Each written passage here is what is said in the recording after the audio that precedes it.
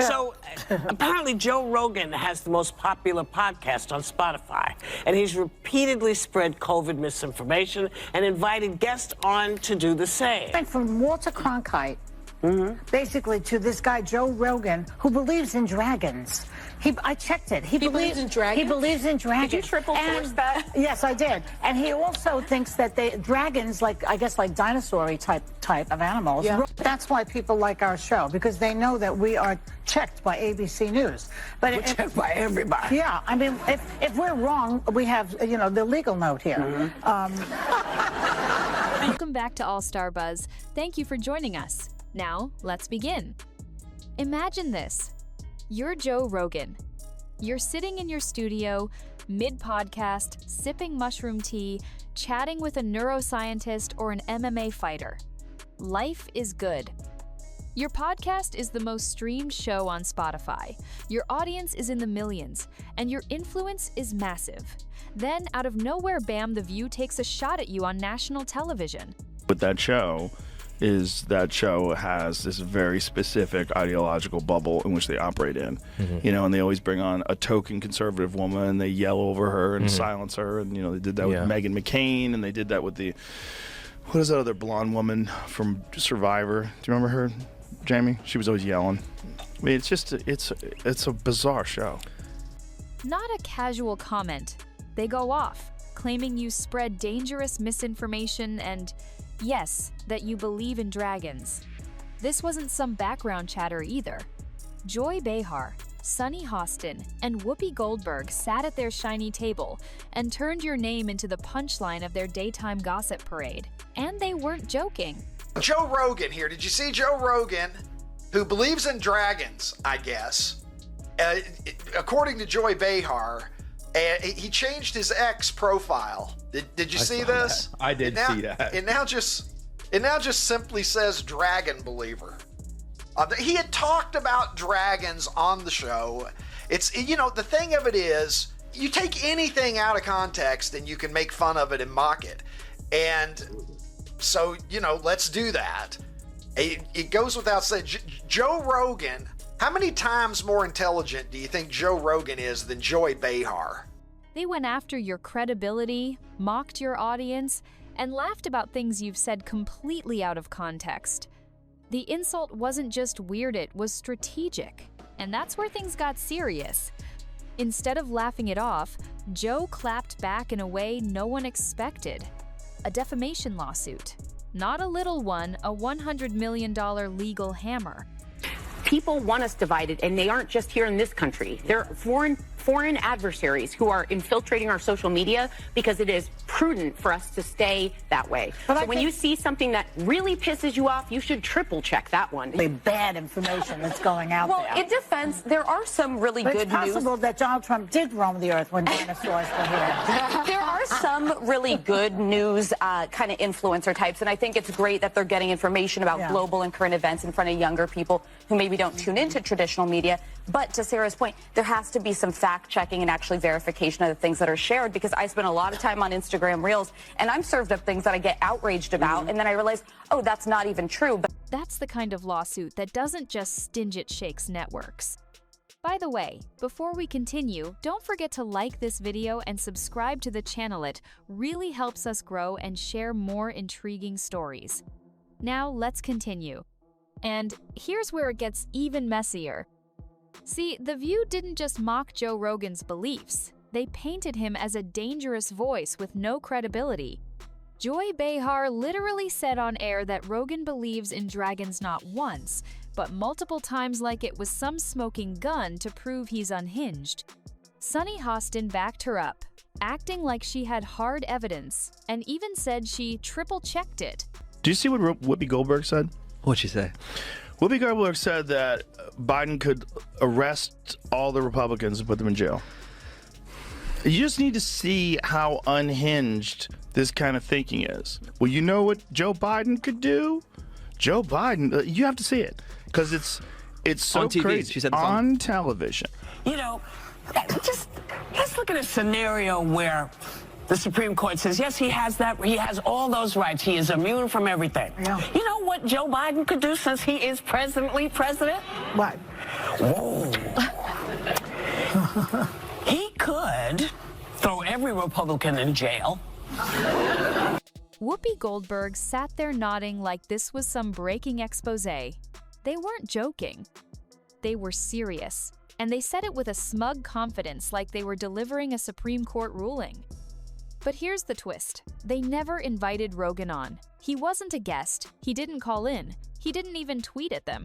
I agree that Joe Rogan is a horror. I mean, I'm not saying that Joe Rogan should be removed from Spotify. He's got 11 million listeners. then He's what- got a what are you $100 saying million, contract as of 2020. But I do think as the podcast platform, you have to have some sort of guidelines. How about a disclaimer on his podcast that says, That's fine. this is misinformation. He was just minding his business when these women turned him into the main course at their gossip buffet. No facts, no real citations, just bold, reckless claims broadcast to millions. And that's not just mean girl drama, that's defamation. So Rogan hit back with that massive lawsuit, not just to defend his name, but because those kinds of statements can wreck real business. We're talking contracts, sponsorships, and a $200 million Spotify deal. This wasn't about dragons. This was about damage. But arguably, like, the real fans of The View that are like, oh, these ladies are on point. Most of those people can't leave the house. Like, they're probably immobile. Right. Because their mom's taking their kids to school, and that's, yeah. It's a very strange show, but it's fun to watch. It's just fun to watch them. It's good entertainment. Yeah. Undoubtedly. Well, they're just, it's interesting because I think Sunny is very intelligent, but she's ideologically captured. Right. That's sort of, I think the other ones, there's a couple of the other ones, don't have to name any names, who are just very dull-minded. And now the Viewa show that prides itself on calling out other cis, suddenly being called out in the biggest way possible, in court. And just like that, The View went from sipping coffee to scrambling for lawyers. The lawsuit wasn't some dramatic PR stunt. It came with documents, timestamps, transcripts gold, hard receipts. Joe Rogan's legal team didn't show up waving around a cease and desist written in glitter ink. The show that people love to hate. Yes, that's true. They get so much hate watching and hate watching viral clips of them saying ridiculous things. I mean, it is a rabies-infested hen house. And at the same time, it seemed like the most interesting part was their audience seemed to be on my side. Yes. And that's their audience. Yes. Well, their audience is not really their audience. Their audience is a group of people they bring in to watch television shows. They brought the full arsenal. Every accusation made by the hosts was dissected, compared with the actual facts, and laid out like a courtroom PowerPoint presentation. That dragon comment? Highlighted. Claims of spreading misinformation? Broken down piece by piece. They didn't leave room for interpretation, they came to win. What The View did wasn't a simple oops. When you accuse someone of intentionally spreading misinformation on a platform as big as ABC, you better be holding a binder full of proof. And guess what? They weren't. They were holding opinions, delivered with sarcasm and smugness, as if that gives you legal immunity. Spoiler alert, it doesn't. ABC News, which oversees The View, started panicking behind the scenes. Emergency meetings were called. Disney execs were dragged into it. This wasn't some throwaway comment anymore, it was a legal disaster. And deep down, they all knew the truth. A loyal army of fans and a legal team sharper than a scalpel, and expect to walk away untouched. Now picture this Joy Behar looking stunned, Sunny Hostin nervously choosing her words mid-episode, and Whoopi Goldberg suddenly realizing that daytime drama just turned into a legal landmine. This wasn't just about Joe Rogan getting mad. It was about consequences finally catching up with a show that's been skating on the edge for years. The View has built a reputation on bold opinions, hot takes, and aggressive commentary, especially when it comes to public figures they don't like. They frame it as just conversation. Why doesn't The View have any trans women on it? Great point. It has a lot of women that look trans, but none of them... It has a lot of second and third takes. After a drink, you'd go, huh? But it doesn't have a ton of, But when those conversations start targeting someone's character, career, and integrity, it crosses the line. And Rogan's not just anyone. This is a man with a global platform, a $100 million deal, and fans that will ride for him in every comment section, subreddit, and podcast feed. The second this news broke, the internet exploded. Reddit turned into a legal think tank. Twitter became a battlefield. YouTube comments were full of people demanding The View apologizer face the full legal heat. The irony? While the hosts of The View were accusing Rogan of spreading false information, they themselves were tossing out exaggerated claims with no proof. It's like yelling fire in a crowded theater and then acting confused when someone pulls the alarm. They didn't expect Rogan to fight back, but he did, and now they're not laughing anymore. And here's the part that really stings for The View. Rogan didn't just fight back with lawyers. He responded publicly on his podcast, the biggest in the world, with more reach than all of The View's panel combined. He didn't yell. He didn't panic. He didn't even break a sweat. He just calmly broke down their claims one by one, pointing out how absurd the whole situation had become. The Dragon Believer label? He laughed it off and then changed his Twitter bio to Dragon Believer just to mock them. That's how confident he was. Meanwhile, back at The View, Joy looked like someone canceled her Amazon Prime. Sunny tried to throw out legal jargon mid-show like she was suddenly qualified to represent herself in court. Whoopi started leaning on the "it's just our opinion" excuse, like that magically makes everything okay. But opinions can still be dangerous, especially when you're broadcasting them to millions. And that's what makes this lawsuit hit so hard. Rogan made it clear. This isn't about jokes or petty insults. It's about reputations, about money, about professional credibility. When a show with that much exposure labels someone a threat to public safety, it's not just gossip. It becomes business sabotage. And Joe Rogan? He's not playing the quiet, humble guy anymore. He's on offense. At the heart of this drama is one very clear message. Joe Rogan isn't just protecting his name, he's protecting his empire. This lawsuit isn't about ego or clapping back for fun. It's about drawing the line between fair criticism and reckless slander. When The View accused him of endangering humanity, they weren't just being dramatic. They were making statements that could cost him actual deals. Big ones. When you've got a $200 million Spotify contract, any accusation that paints you as a threat can send partners running. Sponsors don't like controversy unless they're profiting from it. And here's the thing, The View thought they were untouchable. They threw Rogan's name into their Hot Topic segment like it was some trash celebrity rumor. They underestimated who they were messing with. This wasn't some rookie influencer they could cancel with a snarky comment. This was a man who built his platform from scratch, has a fan base that treats him like gospel, and the resources to take anyone to court and win. So when Rogan dropped that lawsuit, it wasn't just legal, it was loud.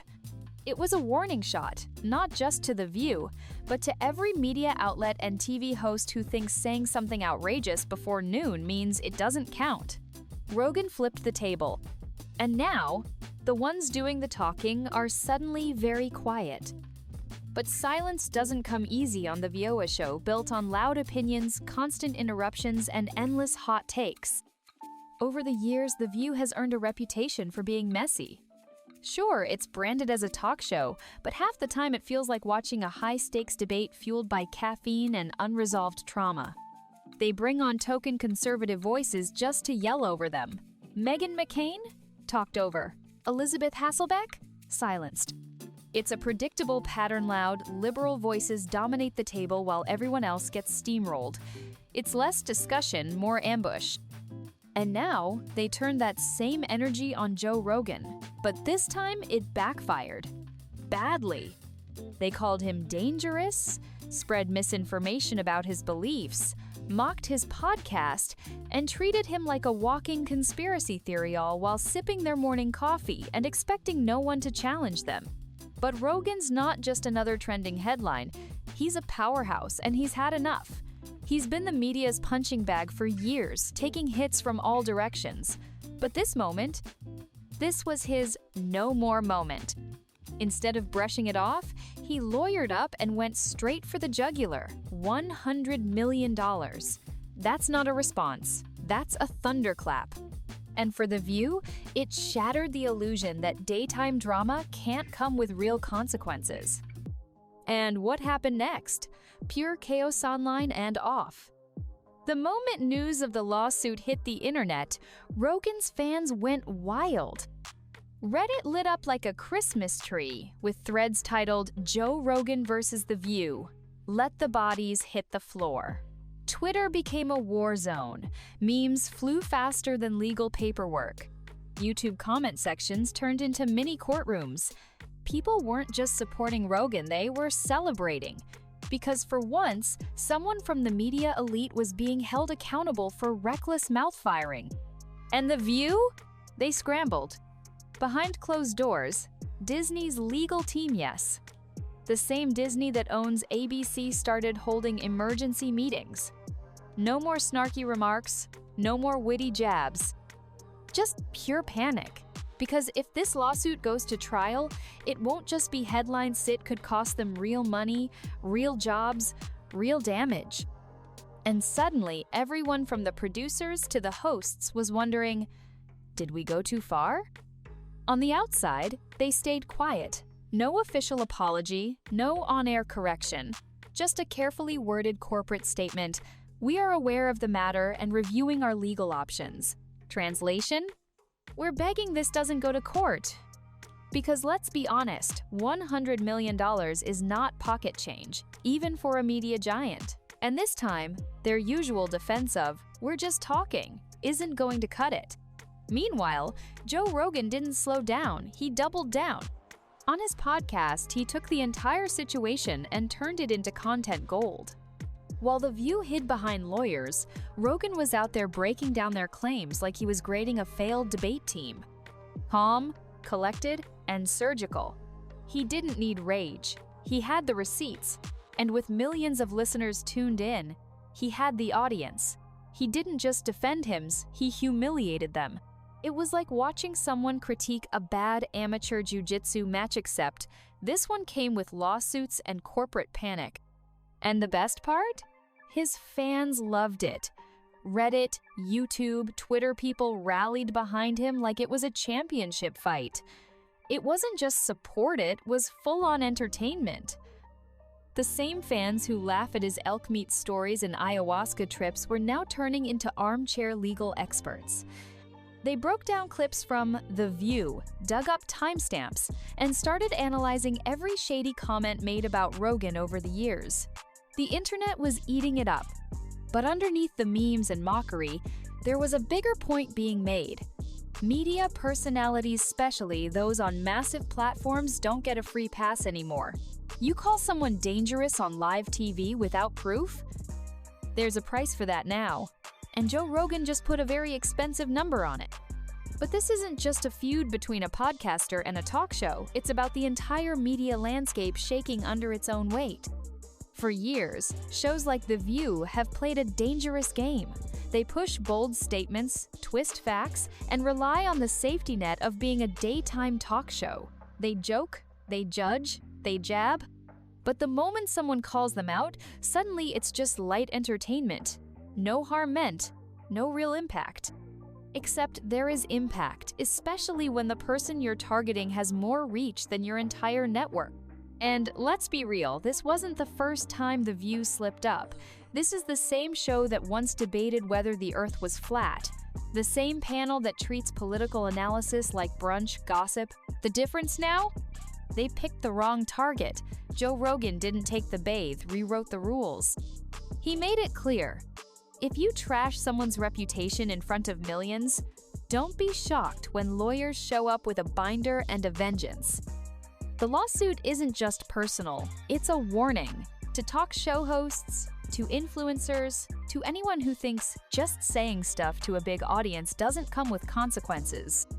Because the age of consequence-free commentary, that curtain's closing fast, and Rogan's holding the rope. And now comes the part no one expected. The View's own audience started turning on them. People watching from home weren't siding with the hosts. In fact, a lot of the comments, even under The View's own clips, were backing Rogan. Some fans said they were embarrassed. Others said they finally realized how much of the show was just groupthink dressed up as conversation. The audience they thought would cheer them on? Silent. Or worse, lawing at them. And here's the most brutal twist. The View's audience isn't even really their audience. It's mostly studio fill-ins, people recruited to react, clap, and laugh on cue. But now, even the performative support is cracking. Because nothing makes a host sweat faster than knowing they might have to issue an on-air retraction with a side of legal pressure. There's something poetic about it all. The same panel that lectures America about accountability is now ducking behind the excuse of, "We were just talking." But you can't call someone dangerous, mock their career, and question their integrity then, hide behind your coffee mug and say it was just opinions. That's not how it works anymore. Especially when the person you tried to drag is Joe Rogan shirtless, amused, and backed by a legal team that hits harder than a UFC title fight. And here's where it all comes crashing down, because this lawsuit isn't just a media slap fight. It's about power, reputation, and the price of running your mouth on national television. Joe Rogan's taking aim at more than just The View. He's swinging at the entire media status quo. For years, major outlets have gotten away with twisting facts, tossing out half-baked narratives, and hiding behind phrases like, "We're just having a conversation." But Rogan isn't playing by their rules. He's rewriting them. He's not crying on Instagram. He's not begging for sympathy. He's doing what they never expected, fighting back, legally and publicly. And in doing that, he's sending a loud message. If you lie about someone with a platform this big, it's not going to end in a Twitter spat. It's going to end in courtrooms, settlements, and corporate executives sweating through their blazers. And it's already working. Influencers, YouTubers, even TikTok creators, people who love to roast public figures are watching this unfold and thinking twice. Because if Joe wins this, the ripple effect will be massive. The line between free speech and reckless defamation is getting real sharp, real fast. If you enjoyed this video, don't forget to hit the like button and subscribe to this channel. Also, drop your thoughts in the comments. See you on the next one.